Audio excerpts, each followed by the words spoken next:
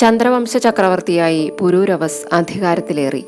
വിവേകപൂർണമായ രാജ്യഭരണം അദ്ദേഹത്തിന്റെ പ്രത്യേകതയായിരുന്നു. പ്രജകൾ സമാധാനമായി ജീവിക്കുവാൻ ഒരു രാജ്യത്ത് എന്ത് നടപ്പാക്കണമെന്ന് വ്യക്തമായി അറിയാവുന്ന പുരൂരവസ് ഏറെ താമസിയാതെ അങ്ങേയറ്റം ജനപ്രിയനായി തീർന്നു.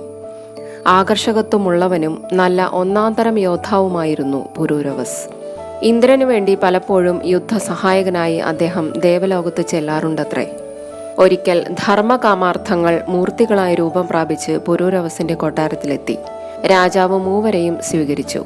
കൂട്ടത്തിൽ ധർമ്മത്തെ ഒരൽപ്പം കൂടുതലായി പൂജിച്ചു.